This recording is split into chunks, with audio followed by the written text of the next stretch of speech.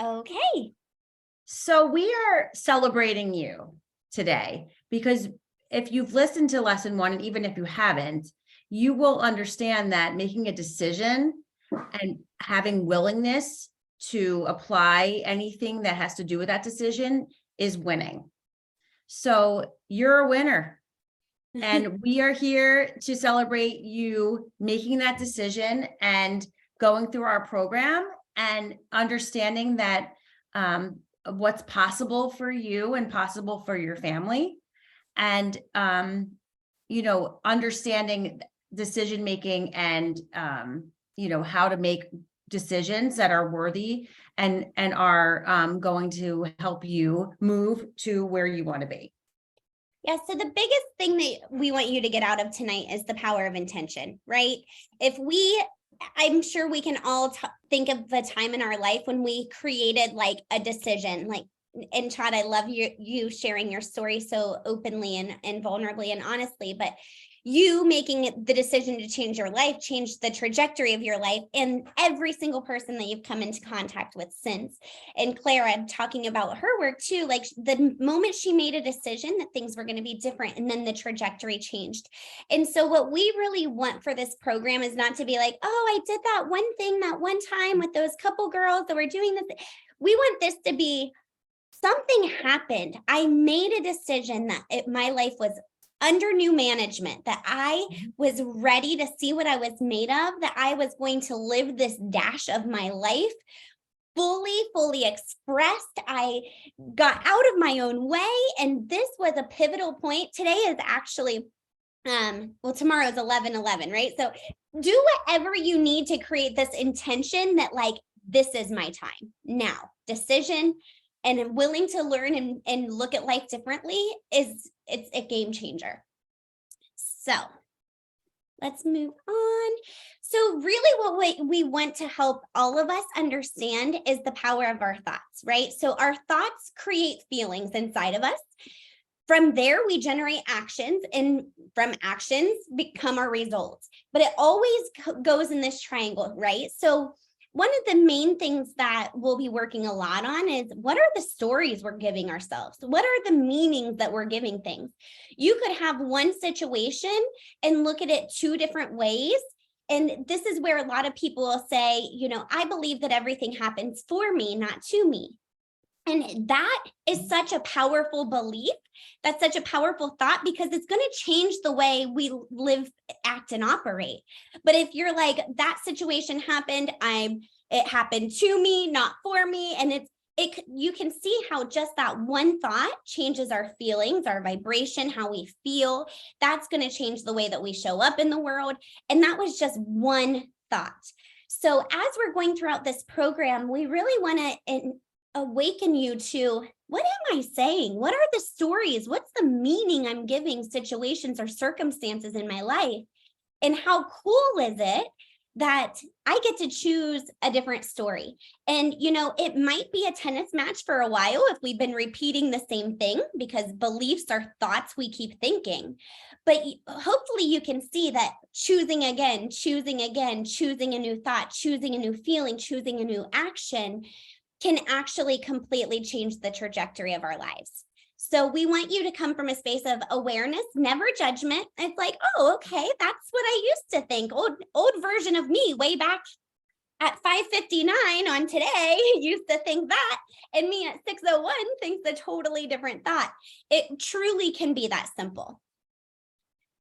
Okay, so on the next one here, Chad, have you had a chance to listen to lesson 1 yet? Yes, I have. Okay, cool. Did anything show up for you in it? Yeah. Actually, I'm glad you asked because what showed up to me automatically was I don't follow directions very well. And when I say that,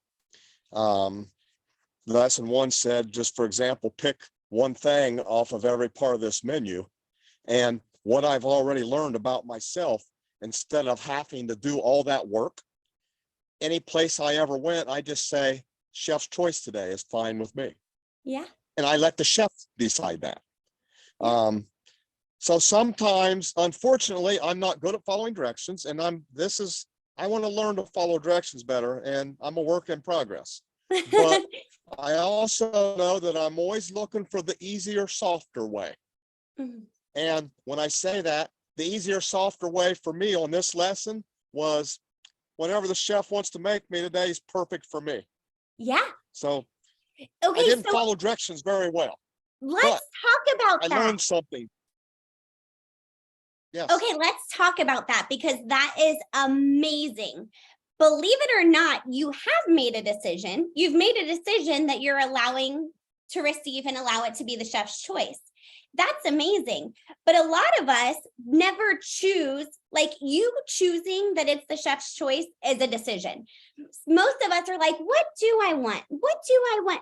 And what we really want this lesson to inquire is, what do I want out of life? Am I going about life that way? Am I saying, okay, you choose? Now there's a positive about that. Everything has an equal and opposite. So it's great sometimes to have a masculine energy of like, I choose.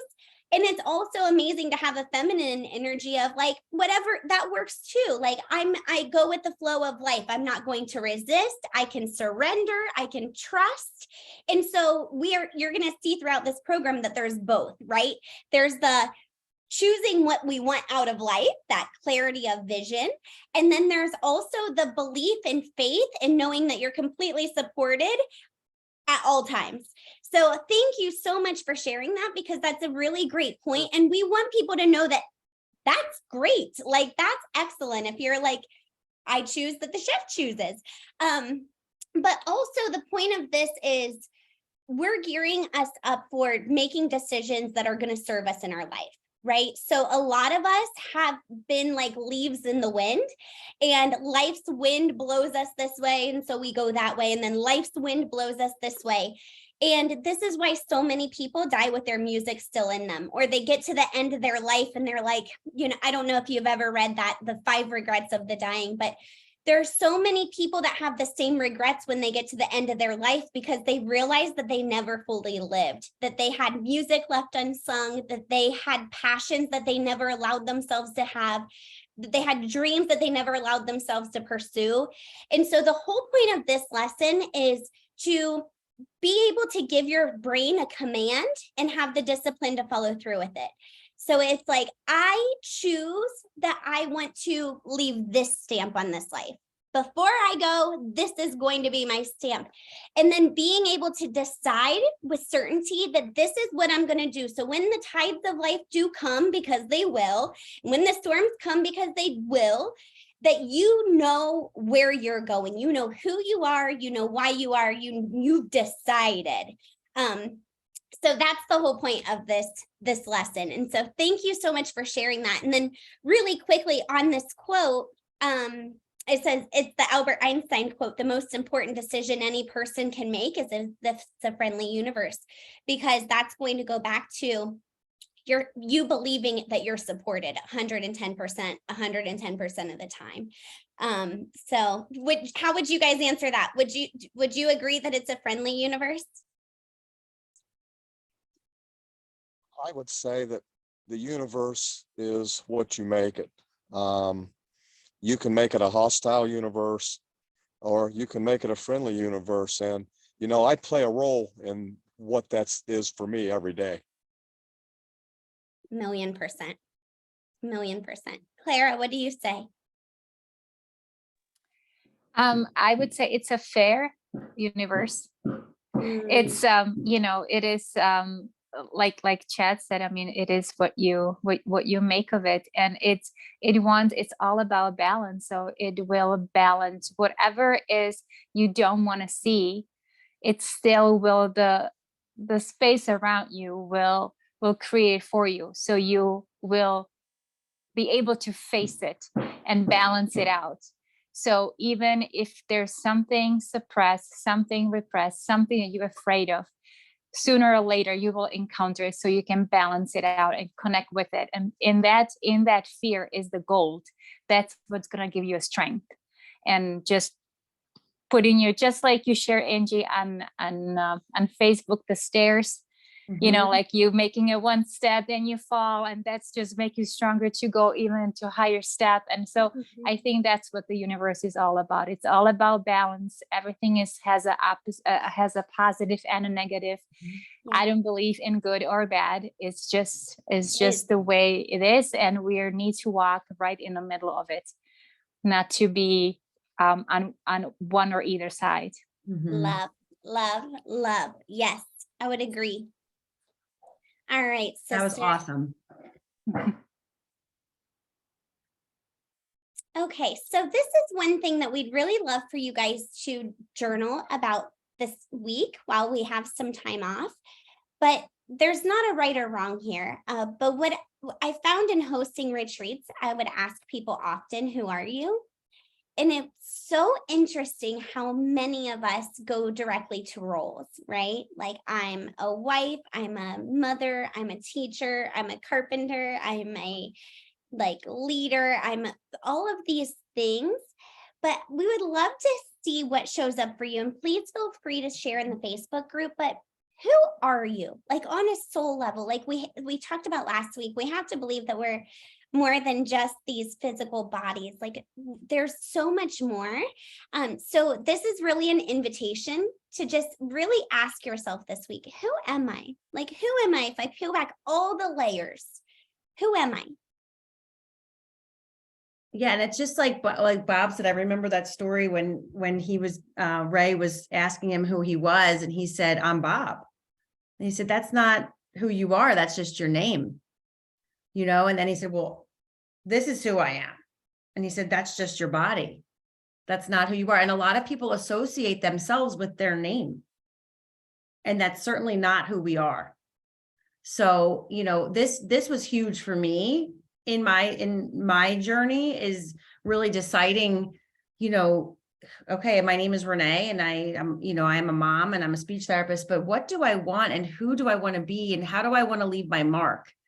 And that's where it really got deep for me. I always knew there was something more than where I was. Very happy and, you know, very grateful for everything I have, but not satisfied.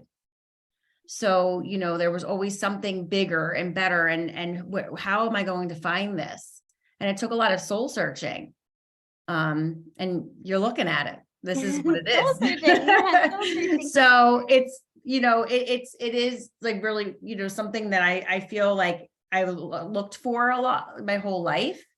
And it all came together once I started understanding that I was more than my name. I am more than just a mom. I am more than a wife. I am more than a speech therapist. I am more than a sister. And what, you know, what we want to offer people, and it's to make an impact and to, you know, give the gifts that we've been given through the study of this material. So we're so happy you're here. Yeah. This is the highlight of Angie and my week, is to Yeah. meet with you and to talk about these things, because it's been so impactful for us. And just understanding that, you know, to live from the inside out is, you know, not a lot of people are doing that. They're letting the outside affect their inside. And once you know and understand that your inside is what's going to make you happy, how you feel on the inside is going to, you know, reflect on every other part of your life. That's the secret sauce right there, is to understand. And with regard to the universe, you know, you could think it either way, but it's really how you feel inside that's going to affect how you feel about the universe. So, you know, when all these horrible things are happening in the world, you know, if you're not internalizing them, which we shouldn't be, that is where you're always going to know it's a friendly universe, because everything is going to happen. Things are going to happen, right? Like there's going to be horrible things that happen, but it's how you respond and how you navigate, you know, those waves of, you know, quote unquote, bad and good things happening. That's really going to kind of even kill you in understanding that, you know, oh, it's really sad that happened, but I'm with it myself. I'll pray for those people and those things, but I'm not going to let it go inside of me and affect me to the point where I'm not functioning. Or you're letting the economy control you, or you're letting the sad, horrible things that are happening, you know, the hurricanes, you know, these life events that we can't control. So, yeah, this question, if we asked children this question when they were young and taught them the way they should be thinking about who they are, a lot of things would be different there, in this world. So the ripples, Chad, you were gonna say something, Mhm. buddy? No, I just said it's really good stuff. It is. And it reminds me of something that I've learned on my journey from since I was born till where I'm at today, is sometimes I need to not be understood. I need to try to understand. Because a big part of my life was trying to make people understand me. Mhm. And when I say that, that means I want to be understood. And instead of doing that, I've learned that it's better for me not to be understood, but to try to understand. It's Great made my point. life a whole lot simpler. And when I just try to understand instead of trying to be understood, man, it opens my mind up to other ways of doing things.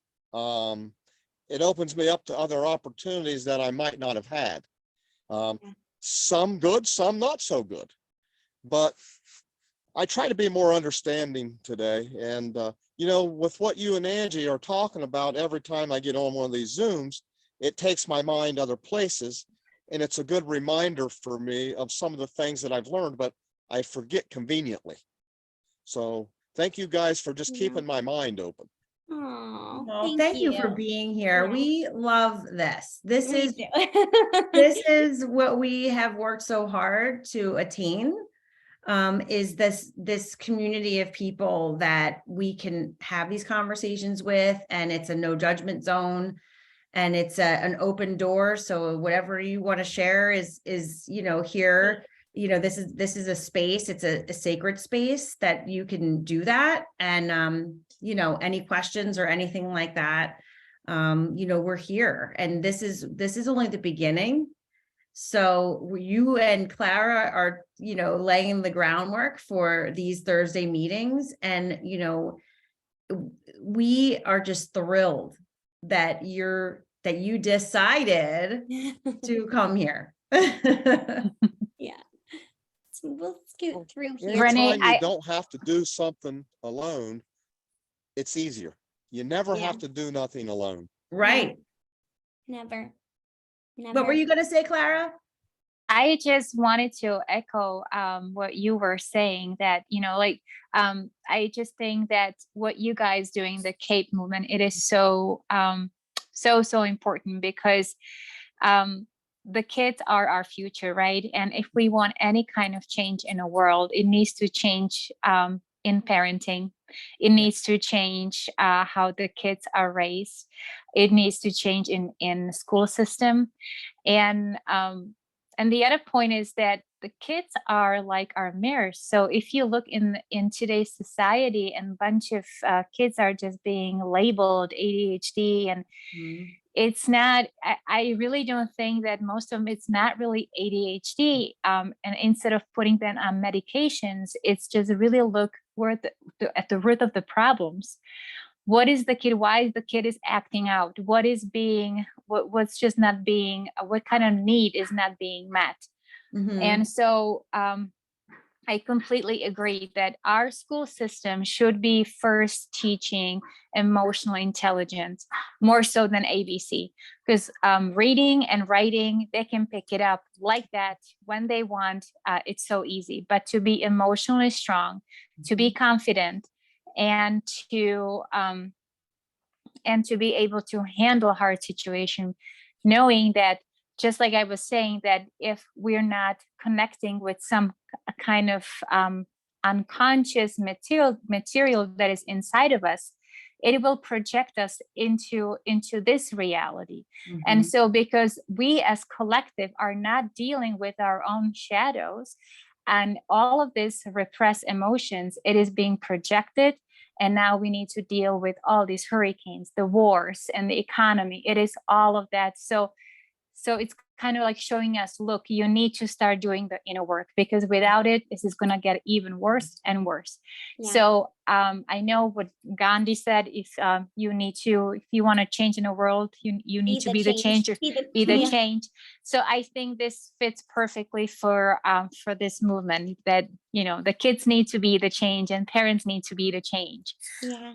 Yeah. Thank you for sharing. And Thank you know, you. that's really what this is about as educators. Well, and having hosted retreats. So I was hosting retreats with adults, and I felt like we were getting rid of all of our old stories. Like, let's get rid of all these programs that we're no longer serving. And then teaching first grade, realizing, okay, now they're learning new programs. They get left out on the playground. Suddenly they think they aren't good enough. They have a childhood, rough upbringing, and then they think that they're adopting these programs. I'm not worthy, I'm not good enough, nobody loves me, abandonment, whatever. So they're like, this is such an opportunity to help us shed old stories that don't serve us, to remember who we are inherently, and to help our next generation not adopt belief systems and pain points that they don't need to. Like, they can literally just know who they are their whole entire lives. Like, just imagine, if we didn't adopt all of those old paradigms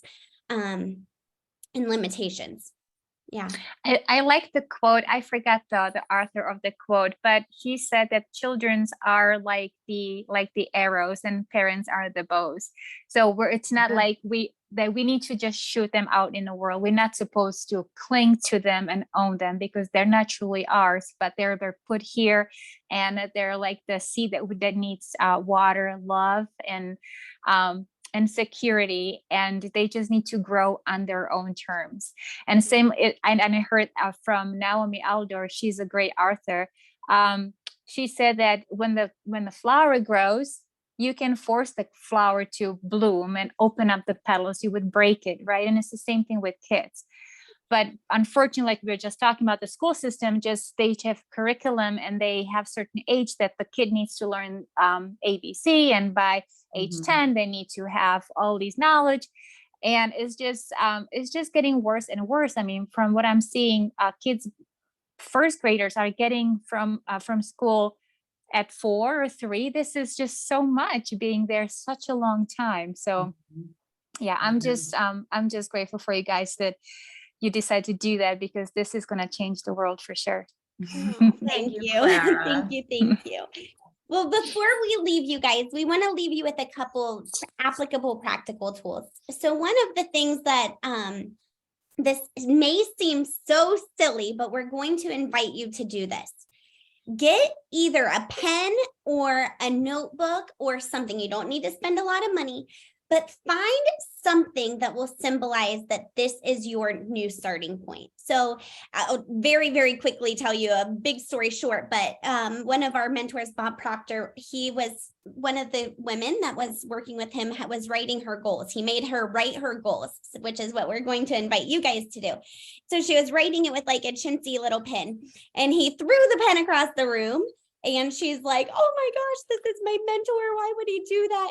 And he said, how can you write something so big? This is the ticket for your whole life, something so instrumental. And you're doing it with just this little pen. But what he was doing was giving her an emotional impact, right? Like, boom. So from that day forward, at this point, she had sold her car to take the seminar. She was struggling. And from that point on, she wrote her goals every day. She wrote who she wanted to be, who she was becoming.